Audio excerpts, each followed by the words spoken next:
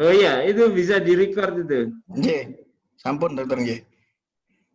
Ya wis, nanti Nggih. yang belum dengerin recordingnya ya. Oh nggih, baik dokter nggih.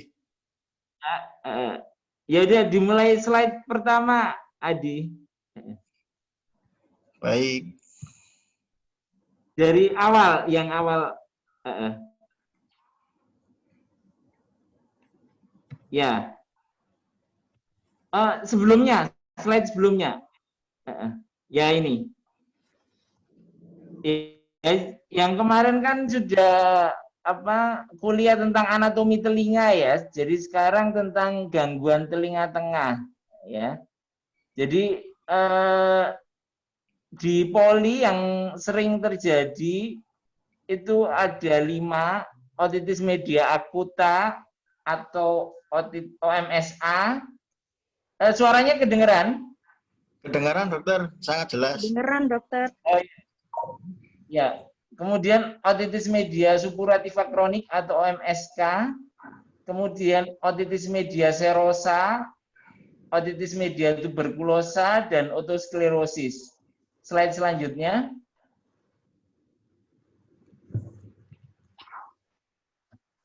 Jadi otitis media suppurativa akut atau OMPA itu merupakan keradangan mukosa telinga tengah yang diikuti dengan pembentukan pus di dalam kavum timpani. Jadi ada ini disebabkan karena gangguan di tuba eustachius ya. Kemudian kuman penyebabnya itu Streptococcus, Haemophilus influenza, Pneumococcus, Pseudomonas aeruginosa, sama bakteri Des fragilis. Yang perlu diperhatikan di sini Pseudomonas aeruginosa ini merupakan infeksi nosokomial ya. Jadi kalau ada dari hasil kultur ditemukan Pseudomonas aeruginosa berarti ada kesalahan di fasilitas kesehatan ya, bisa dari kliniknya, bisa dari rumah sakit, dan obatnya itu hanya gentamisin ya, atau yang di atasnya ada lagi tapi yang drug of choice-nya cuma gentamisin untuk Pseudomonas aeruginosa karena dia infeksi nosokomial. Slide selanjutnya. Jadi ada 4 stadium patofisiologi dan stadium di OMPA itu stadium 1, 2, 3, 4. Stadium 1 atau stadium kataralis ini disebabkan karena infeksi saluran pernafasan atas atau ISPA yang menyebabkan udem di ostium tuba eustachius, kemudian menyebabkan obstruksi tuba, akhirnya terjadi gangguan ventilasi, oksigen diresorpsi mukosa sehingga tekanan kavum timpani menurun, vakum, jadi membran timpani ketarik. Akhirnya namanya membran timpani retraksi ya. Jadi ada gangguan di tuba eustachius. Tuba eustachius ini kemarin sudah saya terangkan menghubungkan telinga tengah dengan nasofaring ya. Jadi itu penting kalau terjadi gangguan bisa timbul OMPA. Ya, selanjutnya. Kemudian stadium kedua atau stadium suppuratif ini khasnya membran timpani bombans. Jadi yang kemarin saya terangkan ada bagian-bagiannya, plika anterior, posterior, pars flaccida, pars tensa, ini sudah nggak kelihatan sama sekali, jadi bengkak, semua full membran timpaninya bengkak semua, jadi hanya kelihatan merah. Ya ini stadium suppuratif akibat karena vakum, permeabilitas pembuluh darah menurun, akhirnya transudasi, hidrops ex vacuo, akhirnya kuman komensal yang di dalam telinga tengah ini jadi ini lebih virulensinya lebih tinggi, akhirnya membran timpannya bombans. Slide selanjutnya.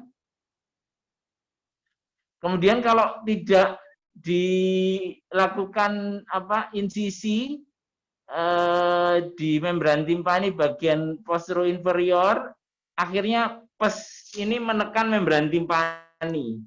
membran timpani perforasi di bagian tengah. Jadi di pars tensa. Jadi perforasinya apa? Membran timpani kemarin saya terangkan ada etik ya, ada yang di tengah di pars tensa. Ini di pars tensa ya, membran perforasi. Slide selanjutnya. Kalau sudah pes keluar semua, akhirnya membran timpani asal tidak ada infeksi sekunder, ini bisa menutup dalam 10 sampai 14 hari. Namanya stadium resolusi atau stadium 4.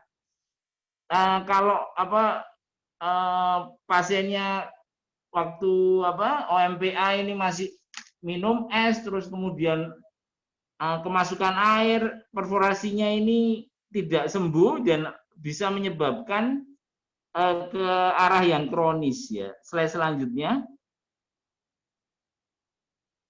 Nah, ini pada stadium 1 keluhannya grebek-grebek, otalgi. Ini mirip dengan otitis media serosa. Nanti saya terangkan otitis media serosa. Ini mirip kalau stadium awal ini. Cuman kalau otitis media serosa tidak disertai dengan ISPA, infeksi saluran pernafasan atas atau akut. Kalau OMPA stadium 1 ada otalgi, grebek-grebek, pendengaran nurun, gejala ISPA, kemudian membran timpaninya retraksi. Khasnya retraksi ini plika posteriornya kelihatan jelas ya. Manubrium malainya juga kelihatan jelas ya. Plika anteriornya jadi menipis, proses brevis menonjol, manubrium malai nampak lebih horizontal dan pendek, refleks cahayanya hilang ya. Kemudian plika anterior tak tampak, plika posterior lebih jelas. Slide selanjutnya.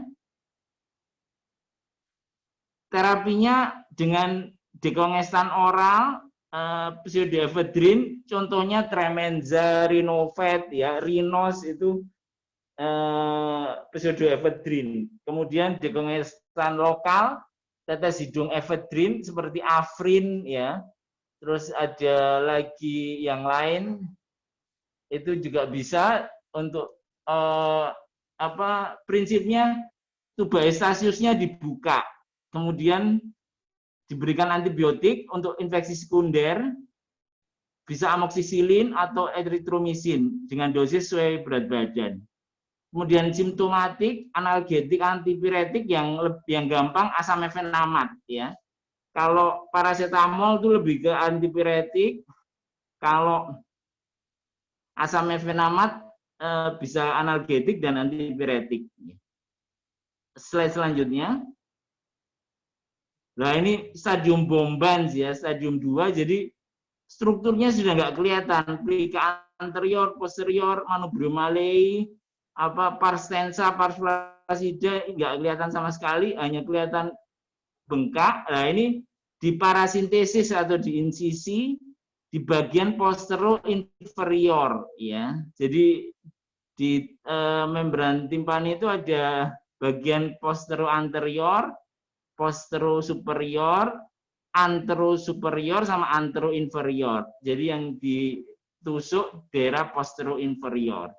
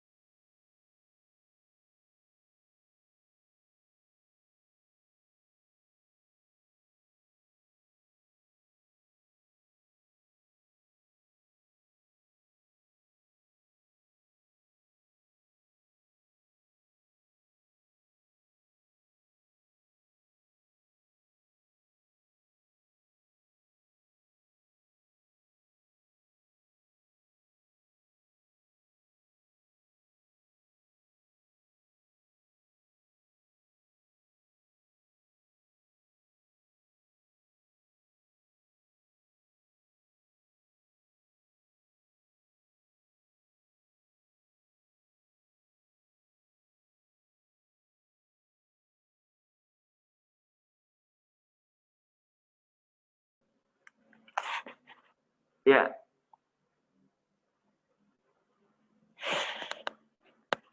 Sudah dengar, Adi? Sampun dokter. Oh iya, iya. Jelas. Sorry, Nggih. yang satu lagi connecting. Nggih. Jadi, slide selanjutnya.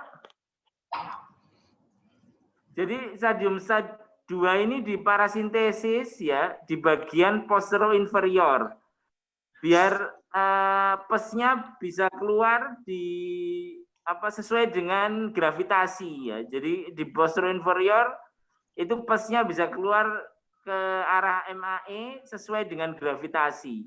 Jadi kemudian setelah itu diberikan antibiotika simptomatik ya, sama kayak stadium 1. Slide selanjutnya. Nah, stadium 3 khasnya dari OMPA ini Otore. parasinya di tengah, di sentral ya. Itu khasnya. Jadi nanti kalau ada pasien mengeluh, ini saya sering keluar cairan sejak 3 bulan yang lalu, 4 bulan yang lalu. Tapi kalau perforasinya kecil di tengah, sentral, itu tetap dinamakan otitis media akut ya. Atau kalau kambuh-kambuhan namanya otitis media akut residivans ya. Jadi residif. Jadi bukan otitis media kronik. Karena kalau otitis media kronik perforasinya mesti sedang, besar atau subtotal ya, itu yang kronik. Kalau kecil itu tetap akut walaupun sering berulang, namanya otitis media akut yang residif ya. Keluhannya otore, pendengaran menurun, gejala-gejala lain menurun karena sudah keluar pesnya, membran timpani perforasi, ada pes di MAE, kemudian kadang-kadang ada pulsasi sesuai dengan denyutnya nadi. Slide selanjutnya. Kemudian stadium 3 terapinya parasintesis bila masih diperlukan karena kadang-kadang masih nyeri. Kemudian pembersihan pes atau toilet ya, toilet telinga. Kemudian antibiotika dan simptomatik. Slide selanjutnya. Kemudian stadium 4 pendengaran nurun, semua gejala hilang dan membran timpaninya perforasi, kering dan khasnya di tengah ya, sentral tengah. Terapinya diedukasi, nggak boleh kena air selama 1 bulan ya. Edukasi tentang kebersihan telinga. Jadi kalau wudhu atau mandi sebaiknya ditutup sama kapas ya. Slide selanjutnya. Nah, sekarang otitis media suppurativa kronik ya. Jadi kalau kurang dari 4 minggu itu otitis media suppurativa akut. Kalau kronik biasanya lebih dari 6 minggu ya. Tapi selain dari anamnesa juga perlu dilihat fisik diagnostik. Kalau kronik perforasinya minimal sedang. Kalau kecil itu namanya OMPA. OMPA yang residif ya. Kalau kecil ya. Tapi kalau perforasinya sedang atau besar itu sudah pasti, walaupun pasiennya ngeluh ini baru seminggu, itu berarti dia terasanya baru seminggu, tapi sebelumnya sudah terjadi. Ya. Definisinya peradangan atau infeksi kronik lebih dari 6 minggu yang mengenai mukosa dan struktur tulang di dalam kafum timpani. Slide selanjutnya.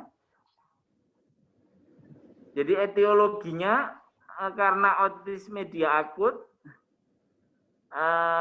menjadi kronik itu disebabkan yang tersering kuman Pseudomonas ya. Kemudian yang sering di Indonesia E. coli. Jadi biasanya pada masyarakat yang sering mandi di sungai lah, itu karena banyak E. coli itu sering terjadi otitis media kronik. Tapi sekarang karena higienitas sudah bagus, jarang. Yang sering karena Pseudomonas ya. Jadi Pseudomonas ini karena tindakan medis ya. Biasanya terjadi di klinik atau di rumah sakit. Slide selanjutnya. Jadi faktor penyebabnya ada rinogen, eksogen, dan endogen. Rinogen itu karena infeksi saluran pernafasan atas, rinitis, adenoiditis, sinusitis, kemudian faktor eksogen, kebersihan MAE yang jelek, sering korek-korek telinga, mandi di sungai, ya, kemudian endogen, keadaan umumnya yang jelek, kemudian malnutrisi, KP, DM, dan alergi. Slide selanjutnya.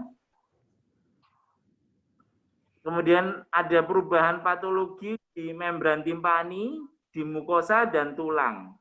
Slide selanjutnya. Jadi tadi sudah saya ceritakan kalau OMPA itu khasnya sentral, kecil, di tengah, ya. Kalau OMK kronis itu minimal sentral sedang, ya, seperti di bagian kiri sentral sedang, kemudian ada yang subtotal bentuk ginjal, ada yang total. Itu khasnya OMPK, ya, kronis, otitis media kronis.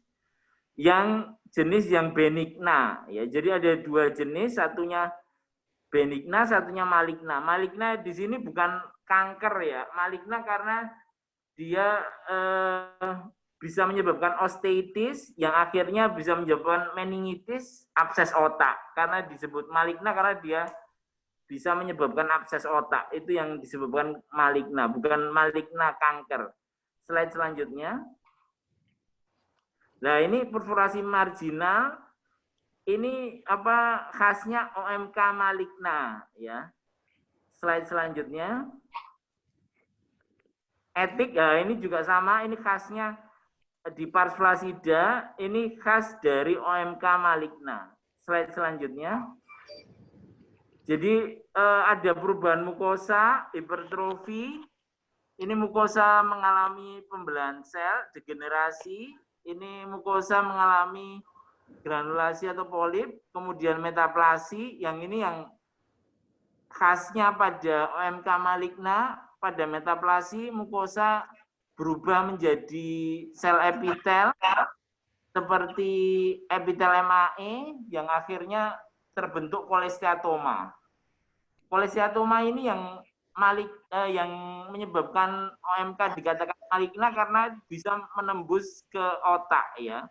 Bisa menyebabkan apa? Osteitis dan akhirnya meningitis dan juga abses otak. Ya. Kemudian perubahan pada tulang ini bisa osteitis, destruksi, dan nekrosis. Slide selanjutnya. Ya, pembagiannya tipe benigna dan maligna. Yang benigna ini tipe tubotimpanal di mana perforasinya sentral, mukosa hipertrofi, tidak ada granulasi, tidak ada kolesteatoma. Slide selanjutnya. Yang tipe maligna atau atikoantral ini perforasinya besar, ada granulasi atau polip. Selanjutnya. Ya, yang metaplastik ini khasnya ada perforasi etik atau marginal. Jadi kalau ada perforasi etik atau marginal ini dipastikan ada kolesteatoma walaupun tidak kelihatan, ya. Slide selanjutnya.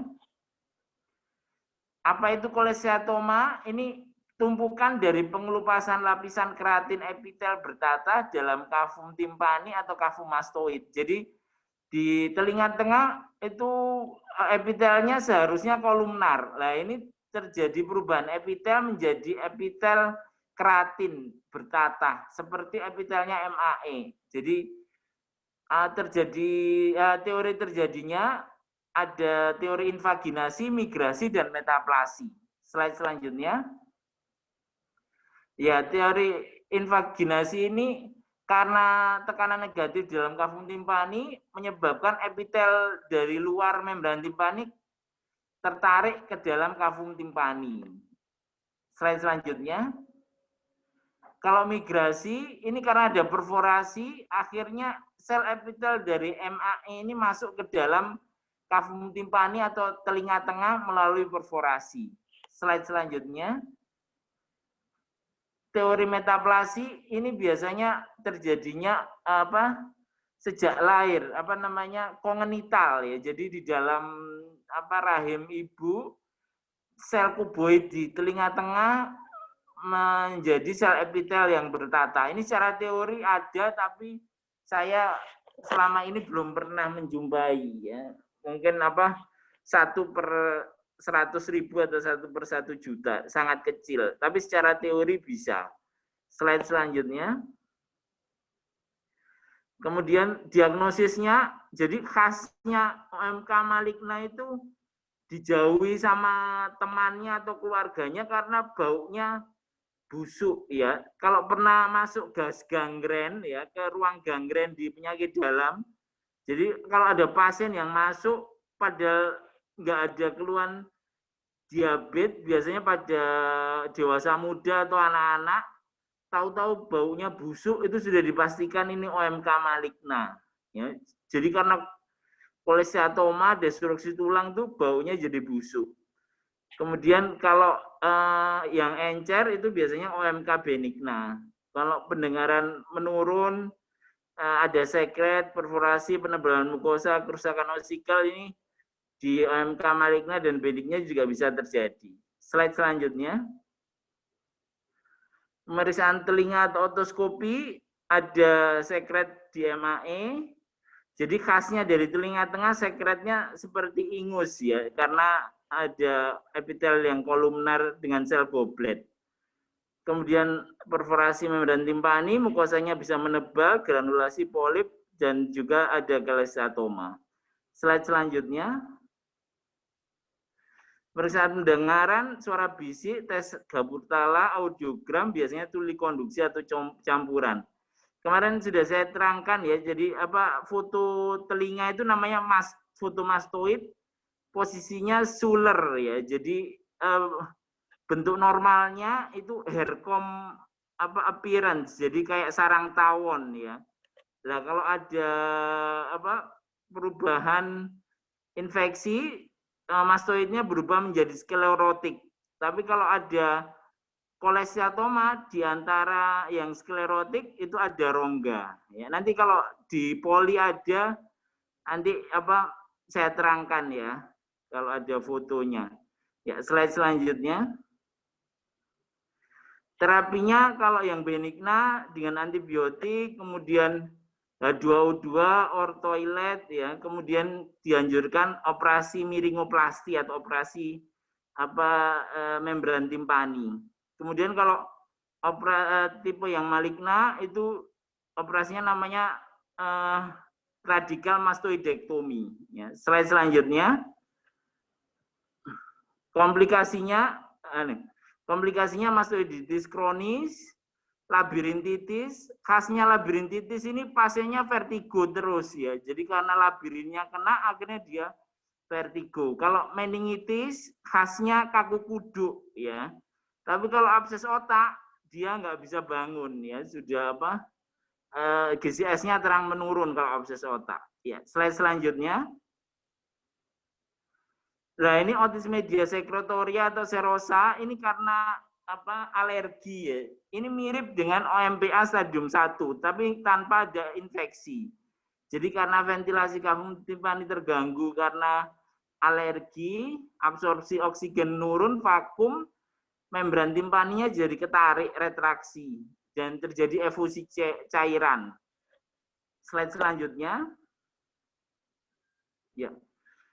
Biasanya cairannya ini menyebabkan telinga terasa penuh, tersumbat, pendengaran menurun. Kemudian ada penyakit lain seperti sinusitis, adenoiditis. Kemudian pemeriksaan otoskopi, membran timpani retraksi, kafum timpani ada cairan, namanya gluir ya. Jadi kayak lem cairannya. Tes pendengarannya biasanya tuli konduksi. Slide selanjutnya. Ya, ini jadi cairannya itu namanya gluir, jadi seperti cairan lem ya di dalam telinga tengah. Nah, untuk mengeluarkannya bisa digunakan dekongestan, tapi kalau sudah tidak bisa harus dibuatkan lubang dari membran timpani. Alatnya namanya gromet. Ini untuk membuat lubang sehingga cairannya gluir ini bisa keluar. Ya.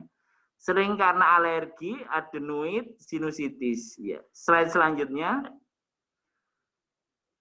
Nah, kalau otis media tuberkulosa ini karena TBC paru ya. Kapan tuh saya pernah mendapatkan di ruangan paru ya, ada gejala paru, kemudian pasiennya nyeri hebat ya. Jadi keluarnya otore, sekret bau busuk, nyeri kadang-kadang tidak dapatkan, kadang-kadang didapatkan, pendengaran nurun. Slide selanjutnya. Pemeriksaan otoskopi ada sekret serus atau purulen, perforasinya khas. Jadi pasien-pasien TBC itu kalau ada luka itu khasnya multiple. Ada benjolan juga multiple. Jadi khasnya limfadenitis TB itu limfanya yang pembesaran multiple. Kemudian ulkus di kulit khasnya multiple. Ini sama di telinga juga gitu, perforasinya multiple. Kemudian tes pendengaran, tuli konduksi atau campuran berat. Foto toraknya KP ya. KP singkatan apa? Alif. Ada yang bisa KP? KP singkatannya koch pulmonum ya. KP. Ya, slide selanjutnya. Ya, ini khasnya perforasi multiple ya. Lokal dengan ortoilet, terapi untuk general anti TBC sesuai ekstra pulmonal. Slide selanjutnya. Nah, kalau mastoiditis kronis ini sama dengan OMPK ya, terapinya mastoidektomi. Tujuannya menghilangkan sumber infeksi, mencegah komplikasi, mempertahankan fungsi pendengaran. Slide selanjutnya. Ini perlu diketahui aja, rongga terbuka, tapi yang rongga tertutup ini sudah ditinggalkan. Jadi tinggal rongga terbuka, mastoidektomi radikal atau radikal dengan modifikasi. Slide selanjutnya.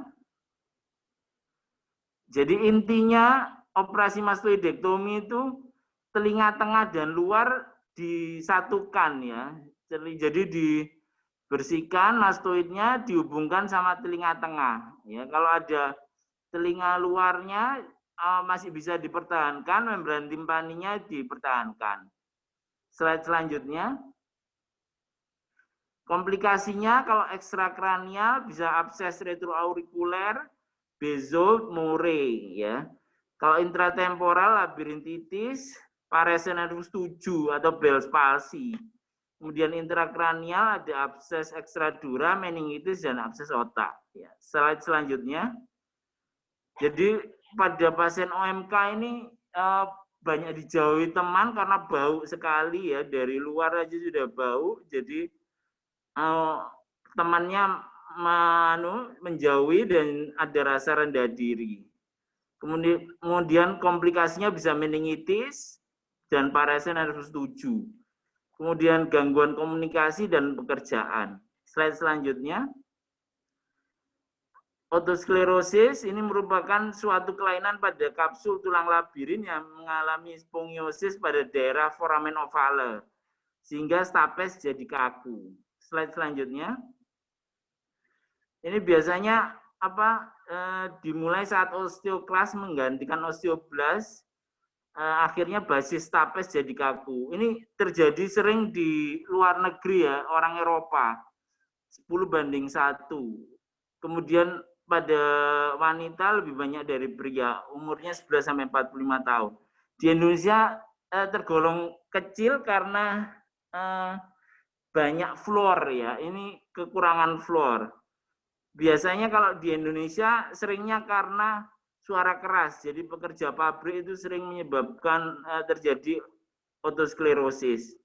Slide selanjutnya. Jadi biasanya ini di tempat bising dia marah pendengarannya lebih baik, namanya parakusis wilisi ya. Tapi di tempat yang tenang dia terasa grebek-grebek, ada tinnitus, kadang vertigo. Biasanya membran timpaninya utuh, tuba paten, tuli konduksi 30-40 desibel, timpanogram tipe A dengan compliance rendah. Slide selanjutnya. Terapinya dengan sodium fluoride, kemudian alat bantu dengar, dan bedah stapedektomi. Ya. Slide selanjutnya. Ya, selesai. Jadi untuk anatomi nanti apa pakai yang offline ya. Soalnya kalau nerangkan anatomi lebih enak offline ya. Nanti mungkin hari Selasa ya. Nggih, Selasa dokter. untuk anatomi apa ini nanti apa dipelajari ya. Nanti kalau ada pertanyaan waktu kuliah offline ya. Nggih, dokter. Nggih, Ya. dokter. Gitu ya. Terima Nggih. kasih. Assalamualaikum warahmatullahi wabarakatuh. Waalaikumsalam Waalaikumsalam warahmatullahi wabarakatuh. Terima kasih, dokter.